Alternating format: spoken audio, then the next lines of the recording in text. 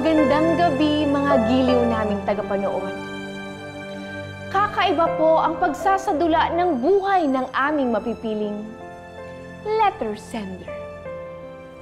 Hindi ito magsisimula sa tandang-tanda ko pa. Parang kahapon lang.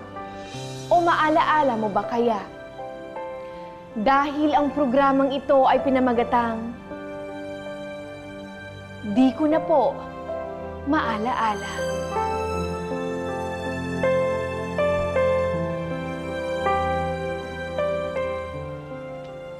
Dear Ate Alice,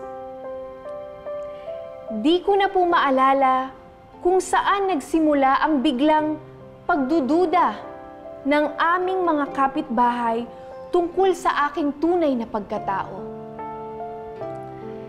Basta pinatawag na lang po ako sa barangay at kung ano-ano na ang mga tinatanong sa akin. Pero ikaw yung kaklase ng anak kong matalino, di ba? Yung second o third honor ba yun? Sorry po, hindi ko na po maalala yung honor. Pero natatandaan ko, di ba ikaw yung anak ni Mang Bestre? Yung may-ari na jeep na owner? Ayun ba? Oo! Siya yun! Yun po yung sir, promise. Sorry po, hindi ko na po maalala yung honor. Tama. Ikaw yung nakita ko sa loob ng sinihan na sumigaw dahil natakot ka sa palabas. Oo! Ayaw tumili. Siya yun. Sorry po, hindi ko na po maalala yung horror. At yan po ang naging problema ko, Ate Alice.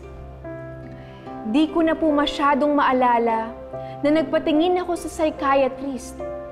Kasi po, bata pa po ako noon. So, eto yung mga colors na magpapabalik sa memory mo. Doc, sorry po. Hindi ko na po maalala yung color. Okay. Eto naman yung mga amoy na magpapabalik sa memory mo. Okay?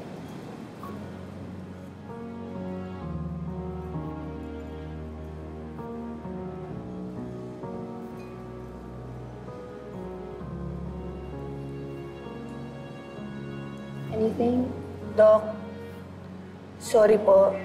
Hindi ko na po maalala yung odor. At yan po ang aking mga karanasan na lagi kong nakakalimutan kaya po ako sumulat dito sa programang di ko na po maalaala. Iha, ang tanging maipapayo ko lang sa'yo, kung may sakit kang kalimot, isa lang ang solusyon dyan. Kalimutan mo yan. At yan ang aming unang pagtatanghal. Ako po ang inyong host na si Alice Wonder Wen, ang nagsasabing, para safe ang sagot, laging sabihin, sorry, di ko na po talaga maalaala.